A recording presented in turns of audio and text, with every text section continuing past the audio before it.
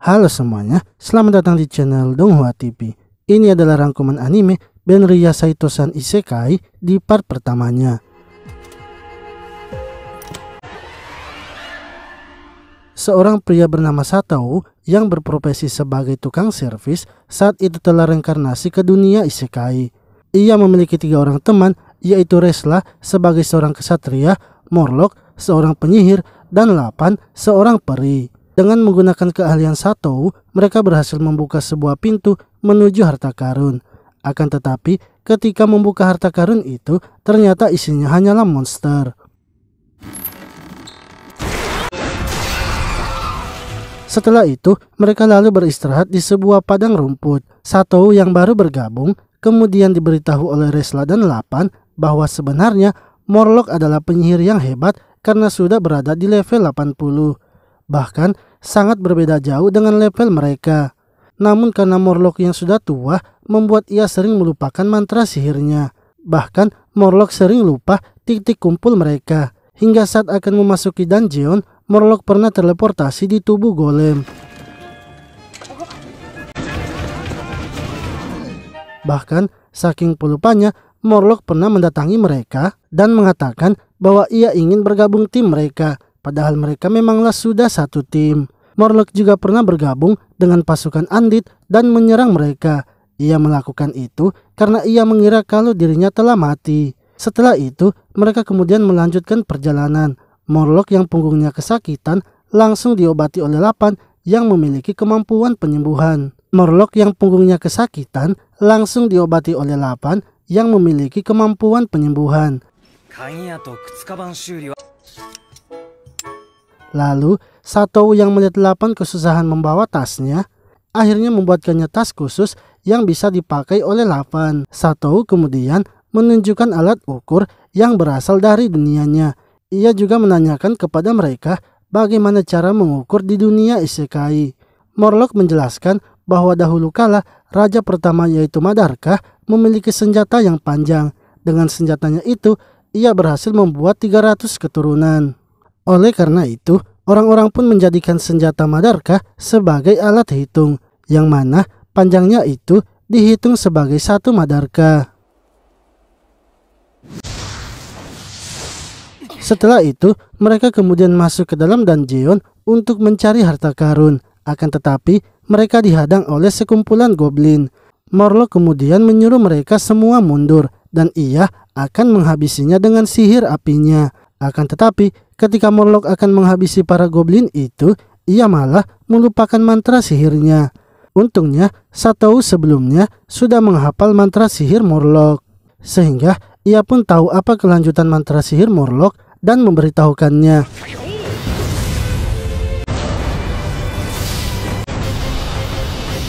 Mereka berhasil mendapatkan peti harta karun lagi. Sato lalu mencoba membuka peti harta karun itu. Akan tetapi, setelah berhasil membukanya, Sato malah terjatuh ke dalam sebuah perangkap. Untungnya, Sato terjatuh di atas air sehingga ia masih hidup.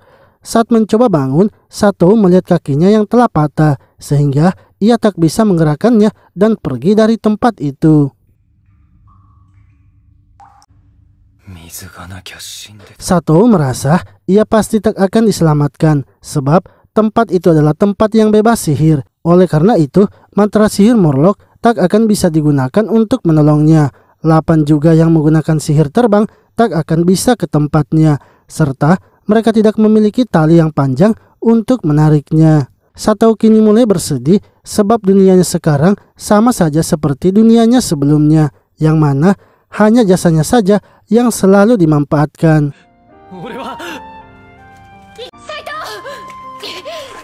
Namun tiba-tiba saja mereka bertiga ternyata datang mencarinya. Mereka berhasil menemukan Sato dengan mengikuti aliran air itu dan menggunakan senter yang Sato berikan kepada Morlock. Kedatangan mereka membuat Sato terkejut karena sebelumnya ia berpikir teman-teman satu timnya itu pastinya tak akan datang menjemputnya. Menurut Resla, Sato sangatlah penting bagi mereka sehingga mereka tak akan mungkin meninggalkan Sato sendirian. Setelah beberapa hari, mereka kemudian pergi ke hutan untuk menangkap monster belut. Akan tetapi Resla tak sanggup melawan monster yang berlendir seperti itu. Sehingga yang melawannya hanya Morlock, Satou, dan Lapan. Setelah mengalahkan belut itu, Satou lalu berencana untuk memakannya. Hal itu membuat mereka bertiga terkejut sebab mereka merasa kalau daging monster belut tidaklah enak. Satou pun mulai mengolah belut itu dengan memisahkan dagingnya. Setelah dipisahkan, Satou lalu membakarnya agar lemak belutnya keluar. Tak lupa juga ia menambahkan bumbu serta rempah-rempahnya. Ketika belutnya telah masak, Morlock dan Lapan ternyata sangat menyukai daging belut itu. Bahkan Resla yang sebelumnya tak sanggup melihat belut itu, kini dengan racikan Satou, ia bisa menikmati daging belut itu. Malamnya, ketika akan pergi tidur, Morlock kembali merasakan sakit di punggungnya. Lapan tak mau mengobati Morlock karena tak memiliki uang lagi. Yang akhirnya Satou pun membayarkan biaya pengobatan Morlock. Satou kemudian menanyakan kepada Resla mengapa Lapan sangat terobsesi dengan uang, padahal mereka selalu membagi rata harta yang mereka temukan. Namun ia masih juga meminta bayaran kepada mereka. Resla lalu mengajak Satou pergi melihat apa yang sedang dilakukan Lapan, yang mana saat itu Lapan sedang mempersembahkan uangnya kepada Dewi Bulan. Lapan adalah peri cahaya yang dikutuk oleh Dewi Bulan. Jika mereka tidak mempersembahkan koin kepada Dewi Bulan, maka tubuh mereka semakin lama akan semakin mengecil. Sebelumnya, Lapan memiliki ukuran yang lebih besar ketika Resla pertama kali bertemu dengannya. Ras dari Lapan, yaitu peri cahaya, awalnya tinggal di bulan. Akan tetapi, karena kecantikan mereka, Dewi Bulan murka dan marah, sehingga melempar mereka ke bumi dan mengutuknya. Untuk itulah, Lapan terus mengumpulkan koin agar tubuhnya tidak terus mengecil.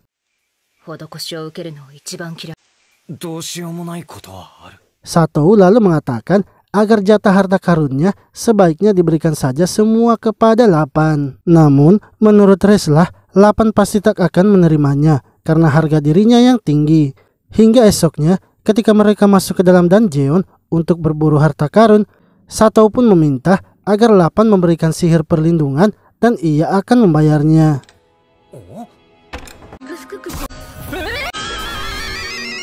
Setelah membuka peti itu, Satou dan Resla malah terhisap dan dikirim ke lantai bawah. Menurut Resla, Morlock dan Lapan pasti masih berada di tempat awal mereka, sebab mereka berdua itu memiliki ketahanan tinggi terhadap sihir. Sehingga kecil kemungkinan mereka berdua juga akan dipindahkan ke lantai bawah. Resla dan Satou akhirnya memutuskan untuk mencari jalan keluar. Namun, tiba-tiba saja mereka dihadang oleh golem yang terbuat dari besi. Resla mengatakan jika nantinya ia kalah, ia ingin agar Satou harus melarikan diri. Ia kemudian mulai menyerang golem itu untuk mengulur waktu. Akan tetapi, serangan yang dilancarkan Resla sama sekali tidak berdampak. Malahan, Resla yang dibuat terpojok oleh golem itu. Tak ingin menjadi beban, Satou lalu memanjat ke atas kepala golem itu. Ia pun langsung menyiram golem tersebut menggunakan bahan yang sudah ia buat, sehingga membuat golem itu menjadi lunak dan akhirnya bisa dipotong oleh Resla. Akan tetapi, Satou yang tertangkap oleh golem itu harus mengalami luka yang sangat parah. Resla sangat panik karena melihat Satou yang akan tewas. Jika Satou tewas, maka akan sulit untuk membangkitkannya lagi. Resla kemudian mengingat perkataan dari Morlock mengenai bahan sihir yang ia dapatkan, yang mana bahan sihir itu ternyata bisa menyembuhkan luka yang sangat parah. Namun, barang tersebut sangatlah sulit didapatkan, sehingga Resla harus memikirkan baik-baik jika akan menggunakannya. Resla yang tak ingin kehilangan Satou, tanpa pikir panjang, langsung menggunakan bahan itu kepada Satou. Saat tersadar, Satou ternyata telah pulih seperti sebelumnya. Lapan dan Morlock juga kini sudah bersama mereka.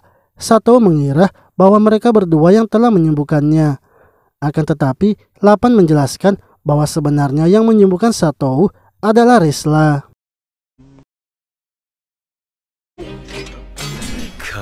Di sisi lain, seorang ninja bernama Tori memiliki teknik yang sangat kuat. Dengan menginjak bayangan musuhnya, ia bisa membuat tubuh musuhnya berhenti bergerak dan menghabisinya.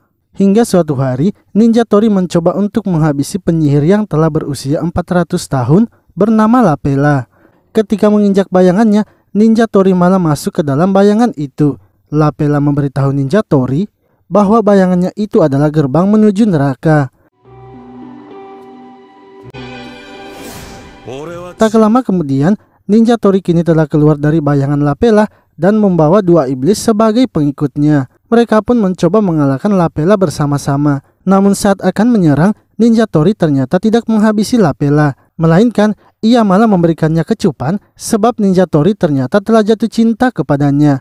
Sementara itu di kerajaan, kini sedang membentuk tim pahlawan. Seorang pria bernama Kane dipilih untuk menjadi sosok pahlawan. Sehingga ketika ia akan mencabut pedangnya, orang yang berada di bawahnya langsung melepaskan penahannya. Kane juga diberikan rekan dalam timnya, yaitu Lais, yang merupakan seorang penyihir lemah.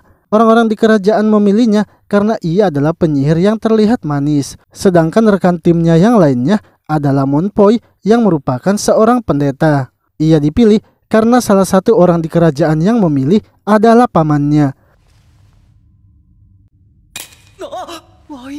Sementara itu Satou dan yang lainnya kini kembali ke dalam dungeon. Salah satu alat Satou tiba-tiba saja patah karena memotong kumis naga. Satou pun merasa sedih karena ia berpikir mungkin di dunia itu tak ada yang akan bisa memperbaikinya. Namun Morlock menceritakan bahwa ada seorang pria bernama Donbai yang dikatakan bahwa Donbai sendiri bisa berbicara dengan besi.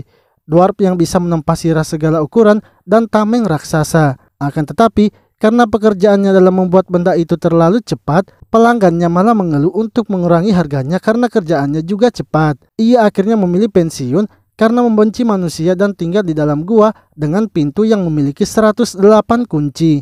Menurut Morlock, masuk ke dalam bengkel Donbai itu lebih sulit daripada masuk ke dalam kamar sang raja.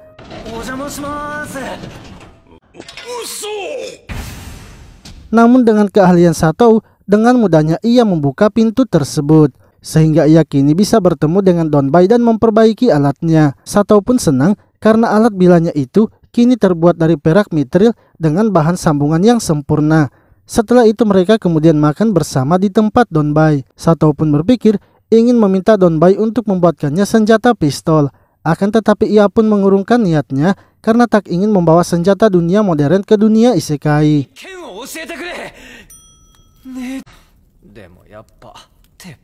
Ia pun akhirnya memutuskan untuk melakukan apa yang ia bisa. Ia menghafal semua mantra sihir Marlock, menjaga lapan dari serangan, serta menyiapkan cadangan senjata Resla. Namun ketika Satou sakit, Resla dan yang lainnya malah kesulitan saat melawan monster di dungeon. Sebab mereka merasa berantakan jika Satou tidak ikut bersama mereka. Setelah sembuh, Satou lalu pergi ke toko untuk membeli barang-barang persiapannya. Ia pun kembali mengingat masa lalunya ketika masih berada di dunianya, yang mana ia juga dulunya adalah seorang pegawai di sebuah layanan servis. Pekerjaannya berat dan gaji yang ia dapatkan serat. Ketika ia meminta saran dari bosnya, ia malah dipecat. Lalu saat pulang dari kantornya, dengan membawa semua barang-barang yang ada di kantornya, di tengah jalan, ia malah hampir saja tewas karena tertabrak truk. Ia tiba-tiba saja menghilang dan muncul di dunia isekai. Namun saat itu, ia muncul di samping Resla sehingga membuat Resla terkejut dan hampir saja menghabisinya. Untungnya, Morlock segera datang menghentikannya. Sebab ia tahu kalau Satou bukan dari dunia mereka karena Satou tidak memiliki mana. Setelah itu mereka lalu masuk ke dalam dungeon untuk mencari tahu tentang golem besi yang mereka lawan sebelumnya. Sebab Satou merasa kalau golem itu seperti memiliki suara mesin. Hingga ketika masuk mencari golem besi lagi, Satou malah melihat sebuah benda yang berasal dari dunianya. Mereka pun mengikuti benda itu dan menemukan sebuah jalan baru. Setelah beberapa dekade, tak ada jalan baru yang ditemukan. Kini mereka berhasil menemukannya dan tempat itu dinamakan terowongan Satou. Para petualang dari penjuru kerajaan kini mulai kembali masuk ke dalam dungeon. Sementara Satou dan kelompoknya kini dibebaskan dari biaya masuk ke dalam dungeon. sebab merekalah yang telah menemukan jalan baru itu. Di depan gerbang, mereka juga bertemu dengan Kain dan kelompoknya, serta bertemu dengan elf cantik yang bernama Flanil. Lalu tiba-tiba dua orang keluar dari dungeon dengan membawa kepala naga yang sudah mereka kalahkan. Resla memberitahu Satou bahwa Flanil adalah elf yang kuat, namun kedua orang itu adalah kelompok yang paling terkuat di antara mereka semua. Lalu ketika kedua orang itu sedang beristirahat di dalam hutan, mereka tiba-tiba saja mendapatkan serangan, yang mana orang yang menyerang mereka adalah Ninja Tori. Akan tetapi, mereka berdua ternyata tidak mati karena berhasil melarikan diri. Dan mereka berdua adalah Menteri Kerajaan serta Raja Iblis yang telah dikalahkan oleh Raja Manusia. Menteri Kerajaan pun meminta maaf karena sudah mempermalukan sang raja. Sang raja pun tidak mempermasalahkan itu dan menyuruhnya untuk beristirahat. Sementara itu Satou dan kelompoknya yang berada di dalam dungeon kini mendapatkan masalah sebab Morlock yang terkena serangan monster malah tertidur, sehingga Resla harus berjuang sendirian melawan monster itu.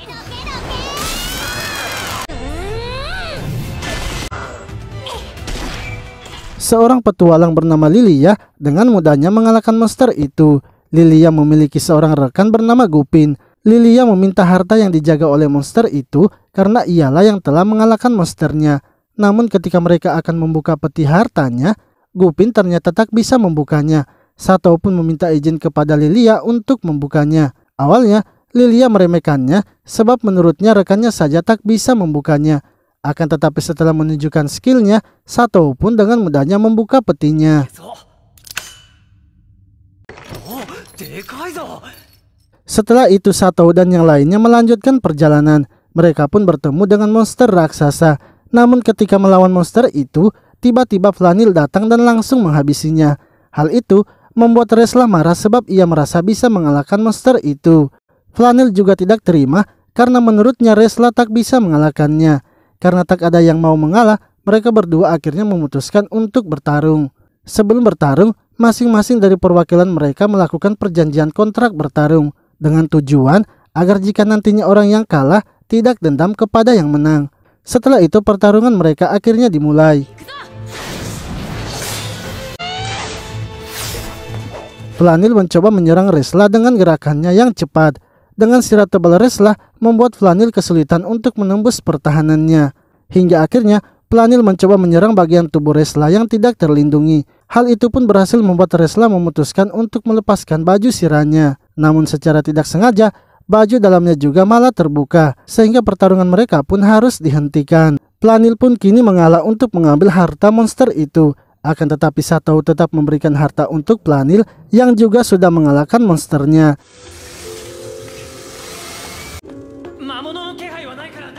Lalu ketika menjelajah dungeon itu lebih dalam lagi, mereka akhirnya menemukan banyaknya benda yang berasal dari dunia Satou. Tiba-tiba Ninja Tori datang menyerang Satou dari belakang dan berhasil dihentikan oleh Resla. Ninja Tori berhasil menghentikan pergerakan Resla, tapi dwarf bernama Gibun berhasil melukai Ninja Tori dengan panahnya.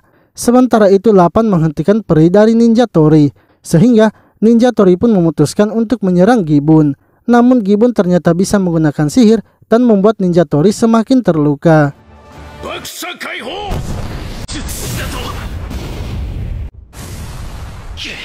Sedangkan Morlock yang baru sampai di tempat itu sangat terkejut karena ia melihat Gibun yang ada di tempat itu, yang mana Gibun ternyata merupakan muridnya.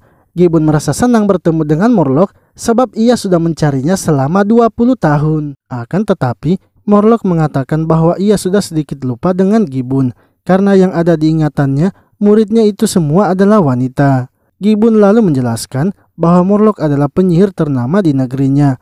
20 tahun yang lalu Morlock melakukan perjalanan untuk mencari sihir terlarang. Namun sampai sekarang Morlock tak pernah juga kembali hingga ia akhirnya menemukannya sekarang.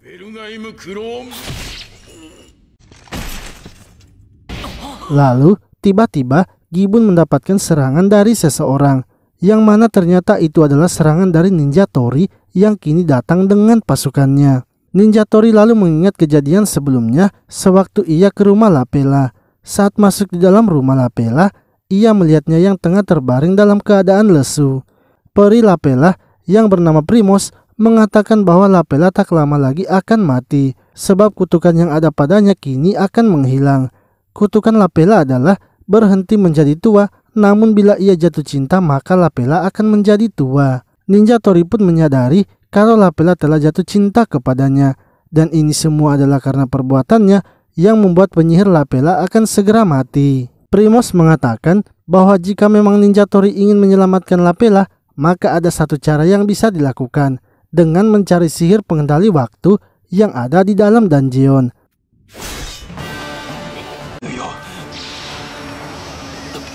Kini Ninja Tori sedang bertarung melawan Resla, sedangkan Gubin mencoba melawan iblisnya. Gubin mengatakan agar Morlock segera merapalkan mantranya dan ia akan menahan serangan para musuh. Satou lalu memberitahu Morlock untuk menggunakan sihir tingkat tinggi.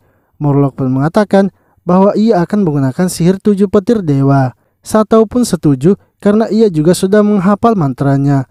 Morlock kemudian mulai membaca mantranya, sementara Satou mencoba membantunya menyebutkan mantra yang dilupakan oleh Morlock.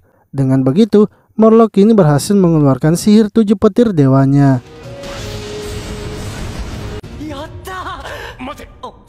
Akan tetapi, para iblis itu masih baik-baik saja dan langsung menangkap Satou. Iblis itu tanpa ampun langsung meremukkan kepala Satou. Untungnya, Gupin datang membantunya dengan sihir ilusi sehingga Satou bisa selamat. Iblis itu pun marah dan mencoba menyerang mereka lagi. Akan tetapi tiba-tiba Planil datang menendangnya.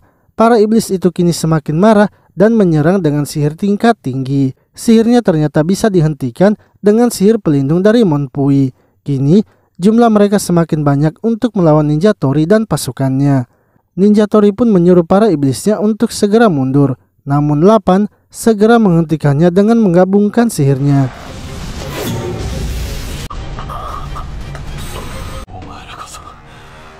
Ninja Tori yang tak ingin iblisnya mati akhirnya menggunakan tubuhnya untuk melindunginya. Satou pun meminta agar Ninja Tori segera menyerah saja karena ia pasti tak akan bisa melawan mereka semua. Sementara itu, Primos tak mau jika mereka harus menyerah, apalagi memberikan kepada mereka sihir pengendali waktu. Ia akhirnya mengorbankan sayap hitamnya untuk menggunakan sihir pemanggil tingkat tinggi. Akan tetapi, mereka meragukannya sebab Primos hanyalah seorang peri.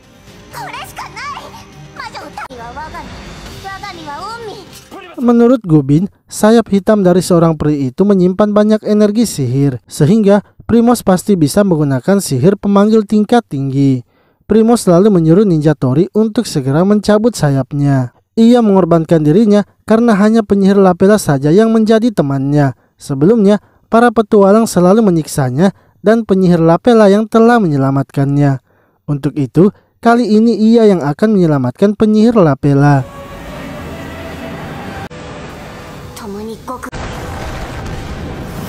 Primos kini berubah menjadi sebuah makhluk yang memiliki banyak mata, yang mana mata-matanya itu bisa menembakkan sihir.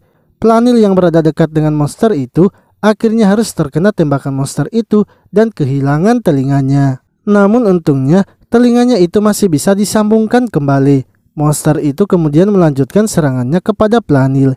Kini Resla yang datang menyelamatkannya dengan menahan serangan monster itu.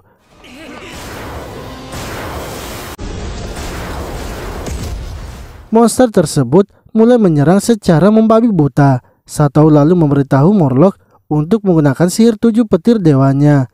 Seperti biasa, Morlock kembali melupakan mantranya. Untungnya, Satou mengingatkannya sehingga Morlock bisa melancarkan sihirnya. Namun serangan Morlock ternyata sama sekali tidak mempan. Serangannya itu malah membuat monster tersebut semakin agresif menyerang mereka. Satou akhirnya memberitahu Morlock agar ia menggunakan sihir pengendali waktu. Morlock pun terkejut mengapa Satou bisa tentang sihir itu. Satou mengatakan bahwa sebelumnya ia pernah melihat kertas sihir yang ada di meja Morlock, dan itu ternyata adalah mantra sihir pengendali waktu. Satou pun berkata kemungkinan yang memanggilnya ke dunia itu adalah Morlock.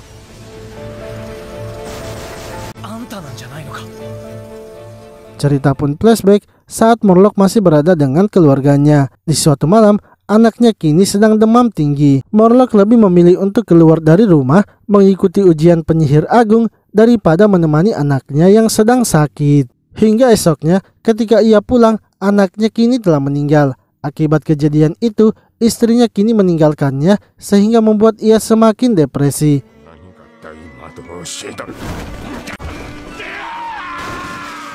Di tengah keterpurukannya, ia melihat sebuah buku yang mengatakan bahwa terdapat sihir pembalik waktu.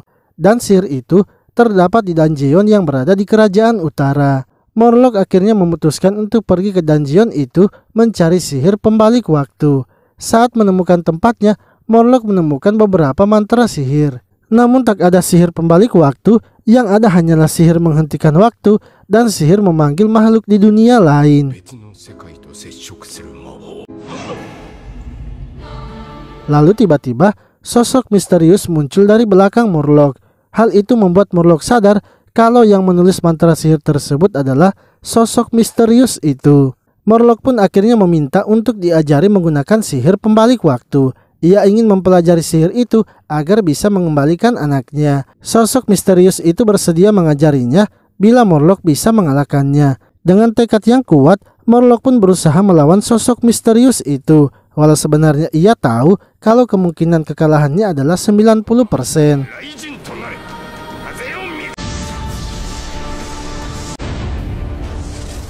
Setelah bertarung, Morlock ternyata tak bisa mengalahkannya. Sosok misterius itu lalu membuat Morlock kehilangan sebagian ingatannya. Ia sengaja melakukan hal itu agar Morlock tidak lagi mengingat anaknya. Kembali di masa sekarang, Morlock memberitahu Satou bahwa ia sama sekali tidak mengingat apakah ia yang sudah memanggil Satou. Untuk itu ia ingin meminta maaf. Namun Satou mengatakan bahwa ia tak mempermasalahkan hal itu dan juga tidak akan merubah apapun. Ia ingin agar mereka fokus terlebih dahulu melawan monster itu. Sebab Morlock akan menggunakan sihir menghentikan waktu. Planil, Resla, dan Lilia akhirnya bersama-sama memancing monster itu. Sementara Satou kini mendampingi Morlock untuk menggunakan sihir menghentikan waktu.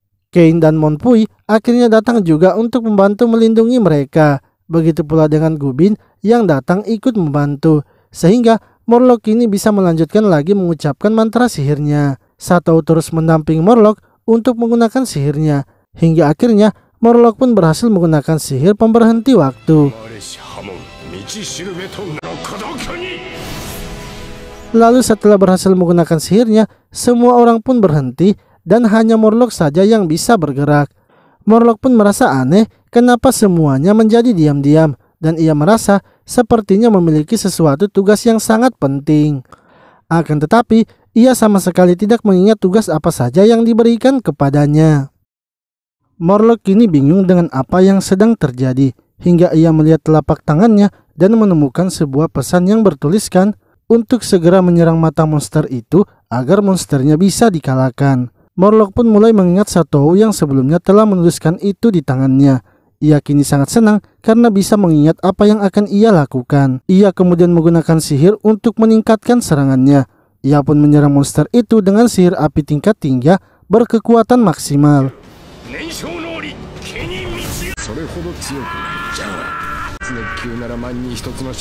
Ketika Morlock menyentuh monster itu, ia malah melihat sekilas ingatan dari Ninja Tori, yang mana mereka sebenarnya melakukan hal itu karena ingin menyelamatkan seseorang yang sedang sekarat. Morlock pun menjadi bingung harus berbuat apa, sebab jika ia menghabisi monster itu, maka Ninja Tori juga pasti tewas. Namun karena waktu yang sebentar lagi akan kembali normal, membuat Morlock segera mengambil tindakan.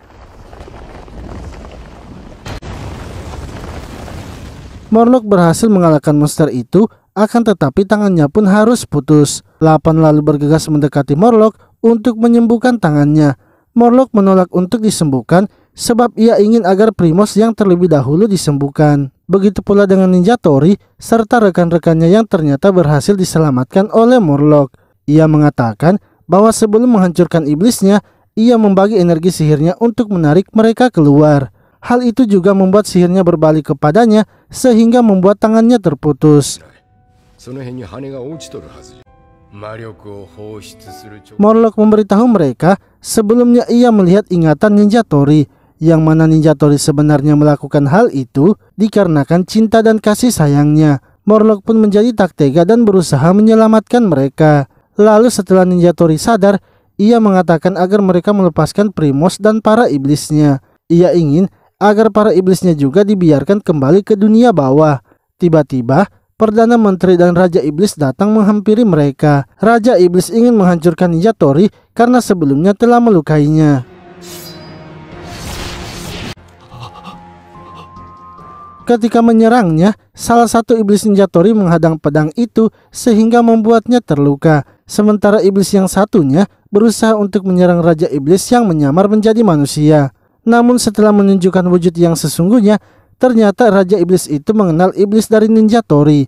Ia adalah anak dari saudaranya yang bernama Talepon. Lalu Satou menanyakan kepada Lapan berapa petualang yang telah menjadi korban dari Ninja Tori. Lapan mengatakan bahwa semua korban Ninja Tori telah dipulihkan.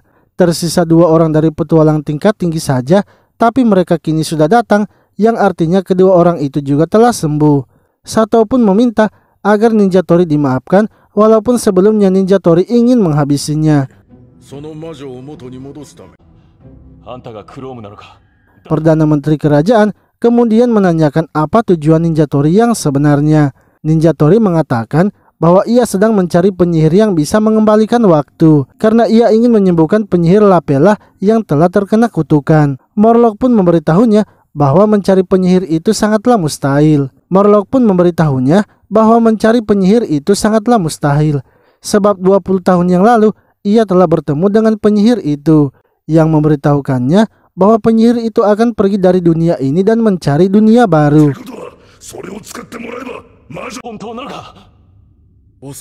Perdana Menteri mengatakan bahwa ada cara lain untuk menyembuhkan penyihir itu. Namun cara tersebut harus mengorbankan salah satu nyawa yang berhubungan dengan orang-orang yang akan disembuhkan. Para iblisnya menantang Ninja Tori untuk menggunakan nyawanya. Akan tetapi, menurut Ninja Tori, tak ada cara lain lagi yang bisa mereka lakukan. Ia juga akan dieksekusi karena perbuatannya selama ini, sehingga ia lebih baik mati untuk menyelamatkan Lapela. Mereka pun setuju serta tidak mempermasalahkan bila Ninja Tori ingin melakukan hal itu.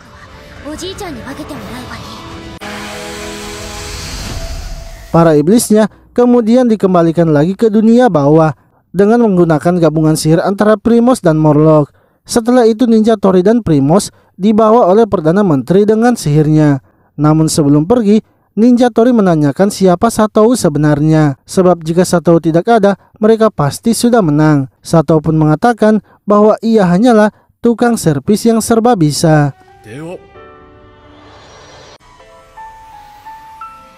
Ketika Ninja Tori telah pergi, Satou dan yang lainnya kini mulai mencari barang-barang apa saja yang berguna di tempat itu. Sebab para petualang lainnya juga sudah mulai berdatangan. Sementara di kediaman penyihir Lapela, orang yang akan menyembuhkannya adalah sang raja. Ninja Tori kemudian menanyakan bagaimana cara sang raja akan menyembuhkan Lapela. Sang raja mengatakan bahwa ia akan menggunakan pedang pembalik. Pedang ini dikenal dengan pedang darah yang bisa mencuri kehidupan. Untuk menyelamatkan penyihir Lapela membutuhkan seluruh kehidupan dari Ninja Tori. Menurut sang raja, sebenarnya permintaan dari Ninja Tori ini adalah permintaan yang egois. Sebab Ninja Tori sudah banyak menghabisi orang-orang. Namun karena hatinya tergerak, maka ia akan memaafkannya dan membantunya.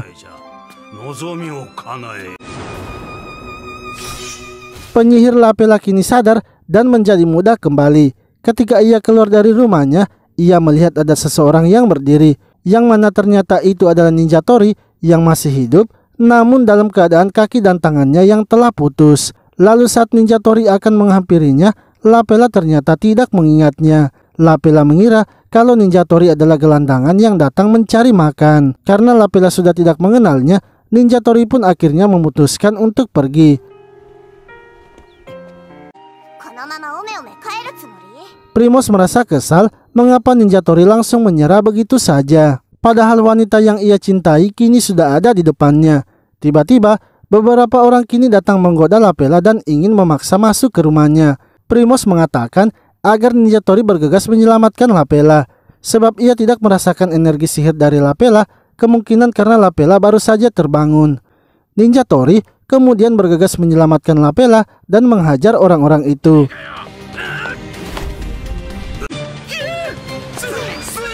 Setelah diselamatkan, Lapela pun mengajak Ninja Tori masuk ke rumahnya. Ia akan membuatkan Ninja Tori makanan sebagai rasa terima kasihnya. Kedua orang yang sebelumnya itu ternyata adalah iblis dari Ninja Tori. Mereka sengaja melakukan hal itu agar Ninja Tori berani mendekati Lapela. Mereka telah bekerja sama dengan Primos untuk mengembalikan hubungan Ninja Tori dan Lapela. Sementara itu Satou dan yang lainnya kini sedang membahas tentang kedatangan Satou di dunia isekai. Morlock mengatakan bahwa dalam ingatannya yang sedikit samar-samar, ia memanglah telah menggunakan sihir untuk memanggil makhluk dari dunia lain. Ia melakukan itu karena ia ingin menemui seseorang. Saat merapalkan sihirnya, Morlock tak bisa mengingat orang yang ia ingin panggil sehingga sihirnya gagal. Namun tak disangka, Satou malah datang ke dunia mereka. Satou pun tak mempermasalahkan Morlock yang telah memanggilnya, karena ia juga merasa sudah diselamatkan oleh Morlock, sebab saat itu ia dalam keadaan akan ditabrak oleh kendaraan besar. Lapan lalu menanyakan kepada Morlock jika ia bisa membuka gerbang untuk memanggil Satou, berarti Morlock juga bisa membuka gerbang untuk mengembalikan Satou. Resla pun tak setuju bila Satou harus kembali, sebab kelompok mereka kini sudah mulai dikenal semenjak ada Satou. Satou kemudian mengejar Resla dan menanyakan maksudnya, yang mana Resla sebenarnya ingin agar Satou tetap tinggal di dunia mereka karena ia sangat membutuhkannya. Lalu tiba-tiba kelabang raksasa datang menyerang mereka, akan tetapi kelabang tersebut ternyata dengan sangat mudah dikalahkan oleh Resla.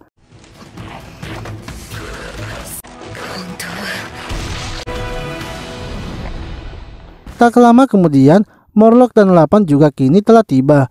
Resla pun kembali menanyakan tentang Morlock yang bisa mengembalikan Satou di dunianya. Morlock mengatakan bahwa ia sudah lupa bagaimana mantra sihirnya, namun jika melihat catatannya, ia pasti bisa melakukannya. Masalahnya, jika ia mengembalikan Satou, bisa saja Satou kembali saat sebelum ia memanggilnya, yang artinya ketika Satou akan tertabrak kendaraan besar yang mungkin bisa membuat ia malah tewas. Satou pun kini tak mempermasalahkan jika ia tidak bisa kembali lagi ke dunianya, sebab di dunia ini terdapat banyak orang-orang yang membutuhkannya.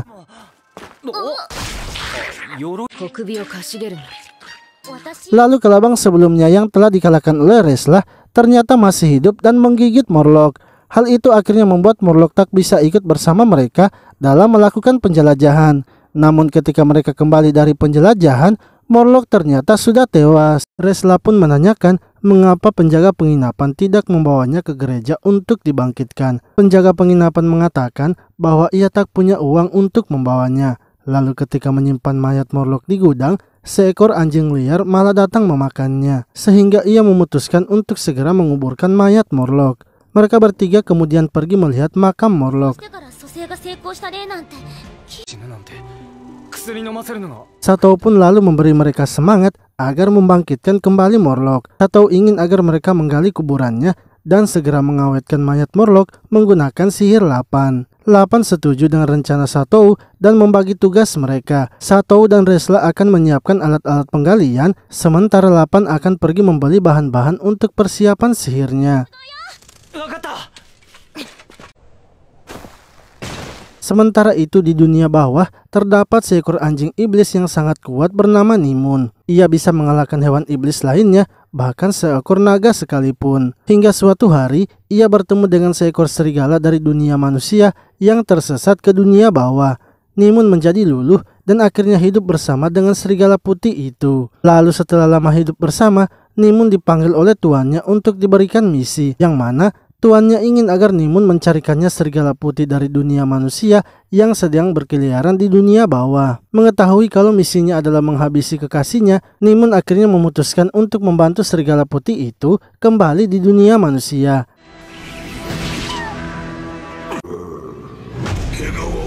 Akan tetapi mereka dihadang oleh iblis yang juga ditugaskan untuk membawa serigala putih itu. Iblis tersebut berhasil melukai serigala putih, yang membuat Nimun terpaksa harus bertarung melawan iblis tersebut. Awalnya ia kewalahan melawannya, Namun setelah mereka bekerja sama, Nimun pun berhasil mengalahkannya.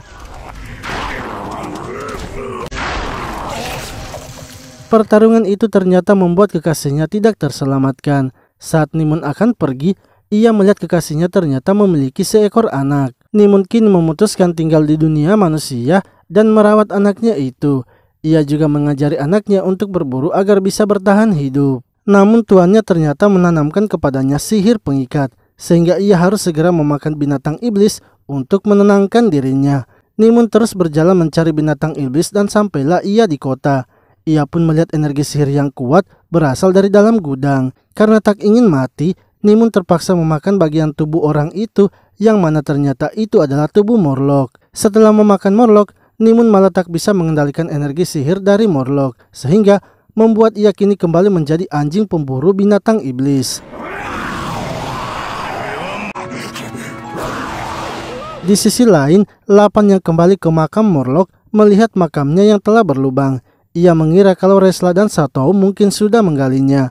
Akan tetapi, saat Satou dan Resla kembali ke makam, mereka malah diserang oleh mayat hidup. Satou berpikir kemungkinan mayat hidup itu adalah Morlock yang sudah kehilangan ingatannya. Mereka berdua kemudian berusaha menghentikannya. Hingga akhirnya Morlock yang asli datang membantu mereka.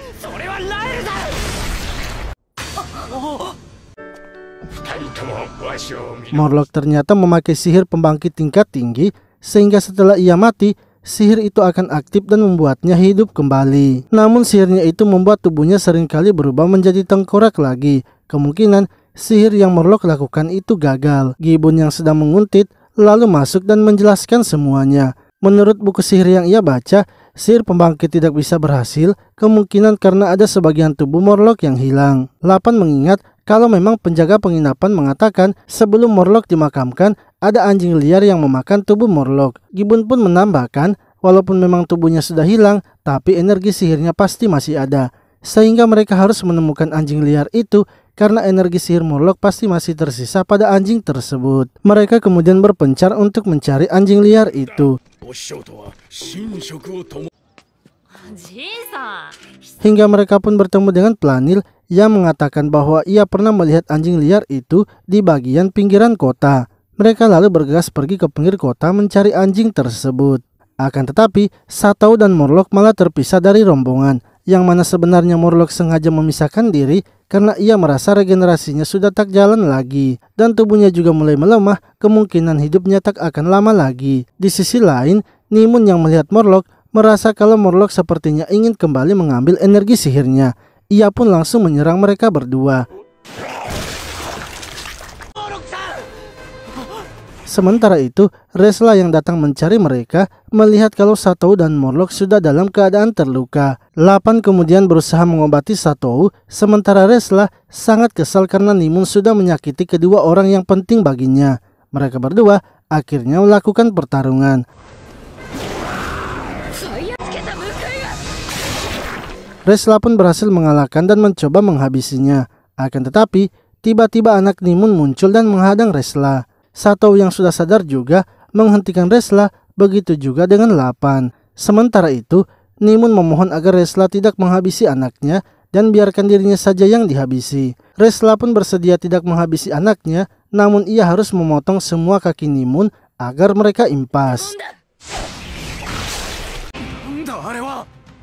Lalu tiba-tiba, iblis tingkat tinggi yang berasal dari dunia bawah datang mengambil Nimun. Satou pun berusaha menahan agar Nimun tidak dibawa pergi. Sedangkan Lapan berusaha menyembuhkan luka Resla. Dan setelah disembuhkan, kini mereka bersiap untuk mengambil Nimun kembali. Iblis itu mengatakan bahwa Nimun adalah pengkhianat yang sudah menghabisi adiknya. Ia akan membawanya kembali ke dunia bawah untuk dihabisi. Iblis itu kemudian menyerang mereka dengan sihir 7 petir dewa. Resla langsung maju menyerang iblis itu sebelum mantranya selesai diucapkan. Namun iblis tingkat tinggi ternyata mengucapkan mantranya dengan sangat cepat, sehingga Lapan berusaha menggunakan pelindung 7 koin untuk menghentikan serangannya. Dan Resla yang selamat langsung saja menghabisi iblis itu.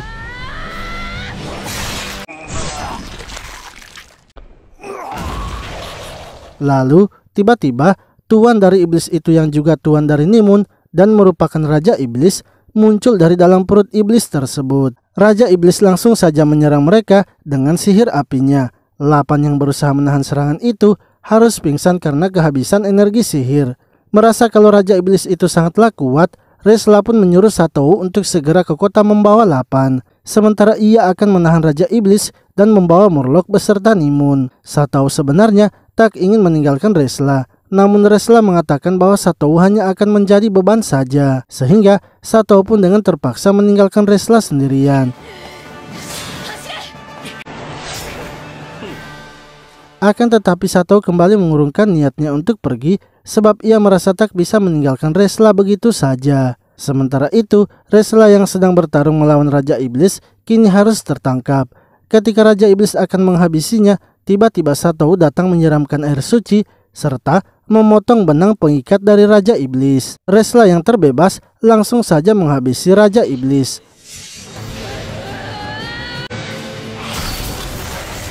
Akan tetapi, Raja Iblis masih bisa bertahan dan merapalkan mantra untuk membuat Resla membeku. Satou yang mengetahui sihir itu kemudian mendorong Resla agar tidak terkena sihirnya dan membuat ia pun yang harus terkena sihir dari Raja Iblis.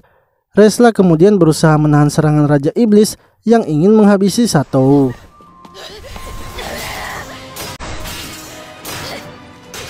Sementara itu Murloc merasa kesal karena tidak bisa membantu mereka. Hingga ia pun menyadari kalau anjing itu telah berada di dekatnya. Ia pun mengingat kalau Satou ternyata telah membawa tubuhnya di dekat anjing itu. Ia kini mengambil kembali energi sihirnya sehingga membuat tubuhnya kembali normal. Murloc lalu menyerang Raja Iblis itu yang tengah memojokkan Resla. Hal itu membuat Raja Iblis marah dan berbalik menyerangnya. Namun Murloc bisa menghentikan serangan Raja Iblis dan kini menggunakan sihir tingkat tinggi yaitu sihir 7 pedang api untuk menghabisi Raja Iblis.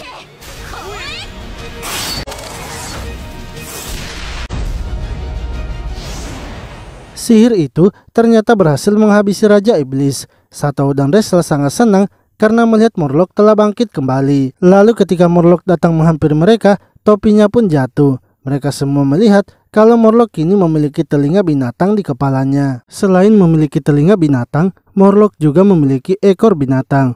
Resla pun meminta penjelasan mengapa Murloc bisa seperti itu. Namun Murloc sama sekali tidak tahu mengapa ia bisa memiliki telinga dan ekor binatang. Sebelumnya, ia hanya mengambil kembali energi sihirnya kepada anjing tersebut.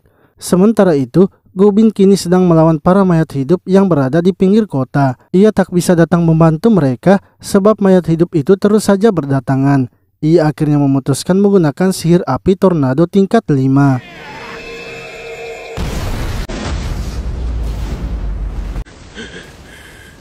Akan tetapi, mayat hidupnya ternyata masih terus berdatangan. Gobin merasa sudah tak kuat lagi melawannya. Hingga akhirnya Planil beserta temannya datang membantu. Mereka bertiga pun kini bekerja sama melawan para mayat hidup itu. Lalu, Murloc pun menceritakan ingatannya ketika sedang mengambil energi sihirnya. Saat itu, Numin bersedia memberikan energi sihirnya, namun ia ingin agar Murloc mau merawat anaknya. Raja Iblis ternyata masih bisa hidup dan bertahan dari serangan Murloc. Satou melihat ada sesuatu yang berbeda dari Murloc, yang mana serangan yang diberikan Raja Iblis ternyata sama sekali tidak mempan, serta Murloc kini menjadi mudah kembali. Murloc mengatakan sepertinya itu disebabkan karena energi sihirnya bercampur dengan energi sihir Numin. Saat Raja Iblis itu menyerangnya, Murloc langsung menciptakan golem raksasa.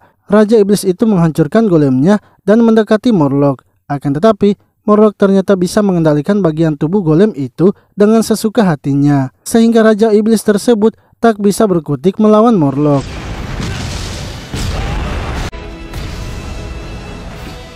Raja Iblis itu kini memutuskan untuk mulai serius melawannya. Namun menurut Murloc, semua itu sudah terlambat sebab ia sekarang sangatlah kuat. Murloc mengunci pergerakan dari Raja Iblis dan menggunakan sihir tingkat tingginya untuk memanggil meteor. Murloc juga memasang sihir perisai pada mereka semua agar sihirnya itu tidak mengenai Satou dan yang lainnya.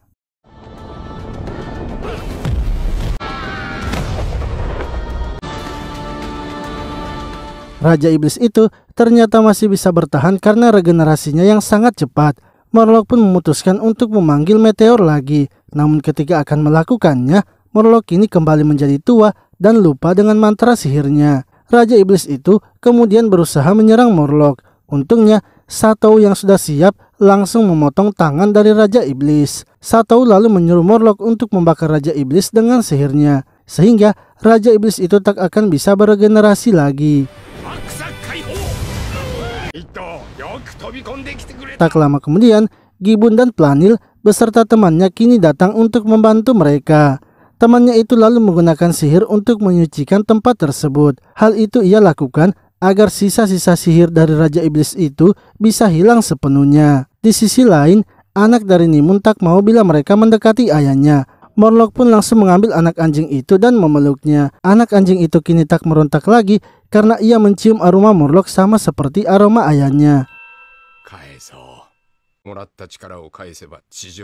Morlock mengatakan bahwa ia akan mengembalikan energi sihir Nimun setelah menghilangkan kutukannya. Ketika ia mengembalikan energi sihirnya, Nimun nantinya bisa hidup dengan anaknya di dunia manusia. Namun, Morlock tidak tahu pastinya apakah ia sendiri bisa selamat atau tidak. Morlock kemudian mulai mengembalikan energi sihirnya serta menghapus kutukan dari Nimun. Hal itu pun membuat Morlock kini tak sadarkan diri. Sementara Nimun yang sudah mendapatkan kembali energi sihirnya kini telah sadar dan semua lukanya juga sudah disembuhkan. Ia pun berterima kasih kepada mereka semua karena telah berbuat baik kepadanya. Lalu setelah berada di penginapan, Satou yang baru sadar menanyakan apa yang terjadi. Resla mengatakan bahwa ketika mereka sampai di penginapan, Satou langsung jatuh pingsan. Kemungkinan Satou sangat kelelahan ketika mereka melakukan pertarungan melawan Raja Iblis. Morlock juga kini sadar dan telah kembali seperti sebelumnya.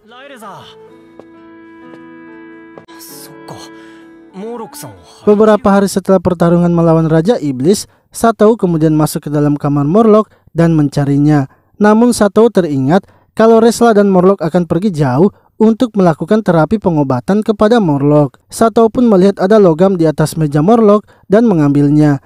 Ia membuatkan 8 tempat mandi air panas dengan wadah tersebut. Setelah mandi, Lapan dan Satou kemudian tidur bersama. Hingga esoknya, ketika bangun, Lapan kini menjadi besar dan berukuran seperti manusia.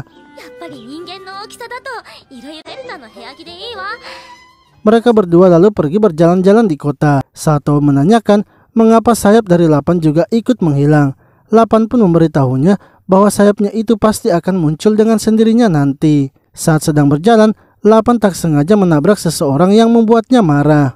Orang itu ternyata mengenal Satou dan mengetahui kalau Satou adalah orang yang lemah, sebab rumor yang beredar hanya teman-teman Satou saja yang hebat.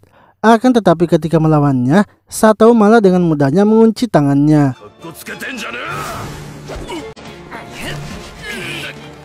Esoknya, ketika terbangun, Lapan kini telah menjadi kecil kembali. Tak lama kemudian, Resla pun telah kembali dari melakukan terapi pengobatan. Satou lalu menceritakan apa yang telah terjadi. Ia yakin sepertinya karena menggunakan wadah logam itu sehingga membuat Lapan bisa berukuran seperti manusia lagi. Dari balik jendela, Gibbon lagi-lagi mendengar apa yang mereka sedang bahas.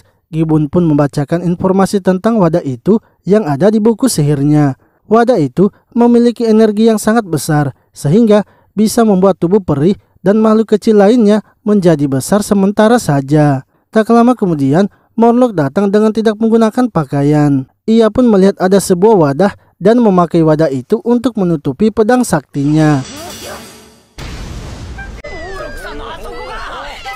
Setelah itu, Satou yang sedang berjalan-jalan di kota melihat ada seorang ibu yang sedang kesusahan. Satou pun langsung membantu ibu tersebut menyelesaikan masalahnya.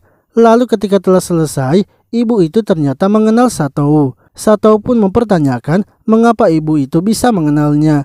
Ibu tersebut mengatakan bahwa sekarang Satou sangat terkenal karena Satou adalah orang yang serba bisa. Orang-orang yang mendengar kalau ia adalah Satou kemudian mulai berdatangan dan meminta tolong kepadanya juga.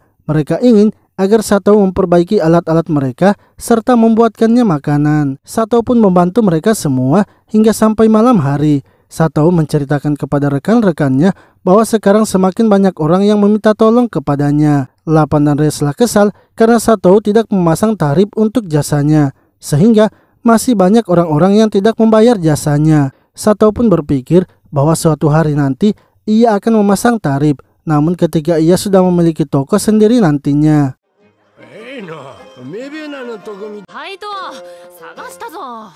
tak lama kemudian Planil datang beserta temannya.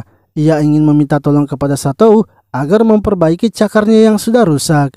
Lilia bersama Gupin juga datang dan meminta Sato memperbaiki bajunya yang rusak. Kane dan anggotanya juga datang menemui Sato. Mereka ingin agar Sato mengajarinya cara membuat roti. Penjaga toko peralatan petualang juga datang menemui Sato. Ia datang untuk meminta Sato menilai pedang yang baru saja ia beli. Donbai juga datang menantang Sato untuk membuka kunci baru yang sudah ia buat. Serta Perdana Menteri dan Sang Raja juga kini datang menemui Sato. Mereka ingin agar Sato memperbaiki mahkota Sang Raja yang sudah rusak karena terjatuh. Mereka semua juga ternyata sudah menyiapkan imbalan jika Sato membantunya. Sato kini menjadi bingung dikarenakan banyak orang yang datang meminta bantuannya. Namun secara bersamaan ia juga merasa sangat senang karena orang-orang kini membutuhkannya.